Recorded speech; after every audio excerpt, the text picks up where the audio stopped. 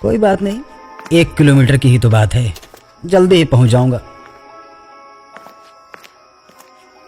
रमेश अपना बैग और बंदूक लिए तेजी से चल रहा था और जैसे ही बरगद के पेड़ के पास पहुंचा, पीछे से एक आवाज आई। आ गए तुम? रमेश डर जाता है, पीछे मुड़कर देखता है तो कोई नहीं है। फिर जैसे ही सामने मुड़ता है तो देखता है कि बरगद के पेड़ के नीचे कमलनाथ हवा में खड़ा है। उसकी आंखें नीली, कंधे पर बंदूक और खून से सनी वर्दी।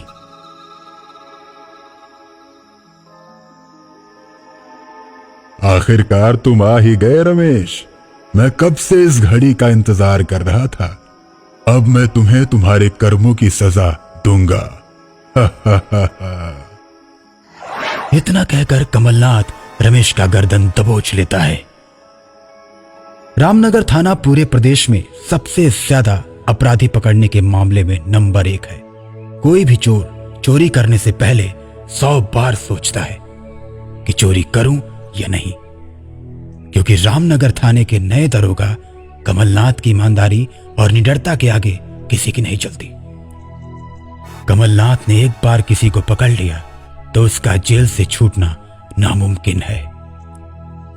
कमलनाथ के आने से थाने के सभी पुलिस वालों की काली कमाई बंद हो चुकी है और अब सभी घूसखोर पुलिस वाले और अपराधियों की मीटिंग होने लगती है।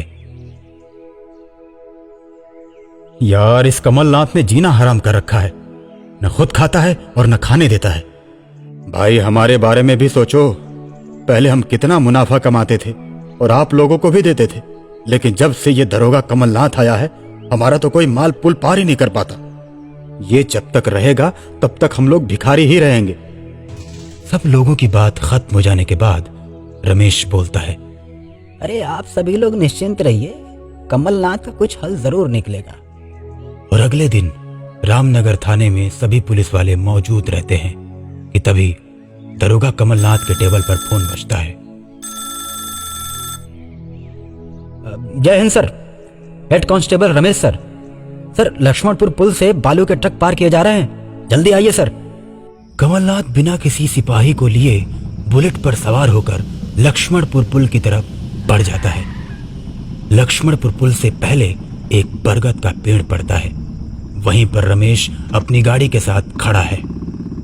कमलनाथ रमेश को देखकर अपनी बुलेट रोक देता है और बोलता है,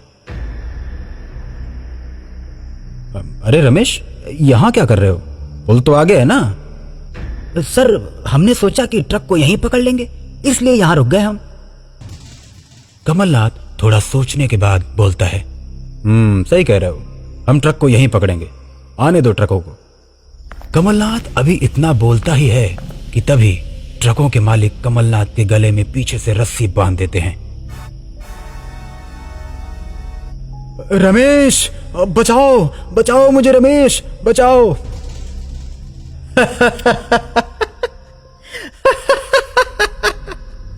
कमलनाथ, तूने हम सब के नाक में दम कर रखा था। न तू खुद खाता और न हमको खाने देता था, इसलिए हमने सोचा कि तुझे रास्ते से हटाना ही ठीक है। इतना कहकर रमेश और ट्रकों के मालिक कमलनाथ को बरगद के पेड़ से सटे खाई में उसकी मोटरसाइकिल के साथ फेंक देते हैं, जिससे कि ये एक एक्सीडेंट लगे। कमलनाथ के मरने के बाद जो दरोगा रामनगर थाने में आता है, वो रमेश और ट्रक मालिकों के साथ मिलकर खूब पैसा कमाता है।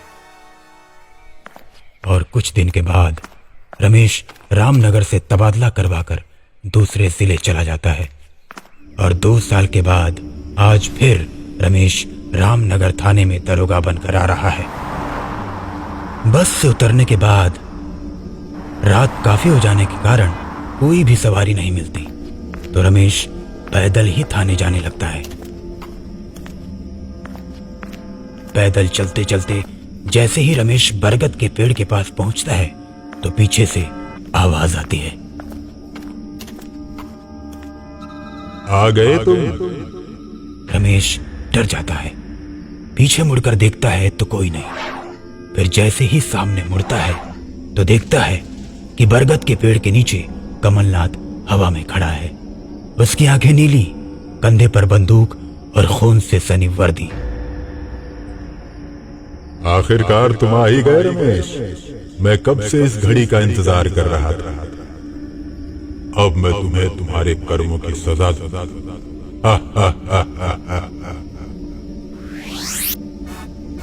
इतना कहकर कमलनाथ रमेश का गर्दन दबोच लेता है। रमेश कमलनाथ को देखकर डर जाता है।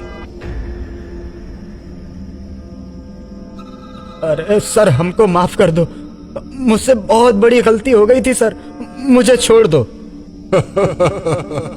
तुमको कैसे छोड़ दूं? आज तो अपना बदला पूरा जरूर करूंगा। इतना कहकर कमलनाथ रमेश की गर्दन काटकर अलग कर देता है और उसे मार डालता है। उसके बाद रमेश का मोबाइल निकालकर रमेश की आवाज में ट्रक मालिकों को फोन करता है। अरे दोस्तों, मैं फिर आ गया। पैसे कमाने का समय आ गया है और अब तो मैं थाना इंचार्ज बन के आया हूँ। मिलना है तो जल्दी आओ बरगद के पेड़ के पास, वहीं पर मैं खड़ा हूँ।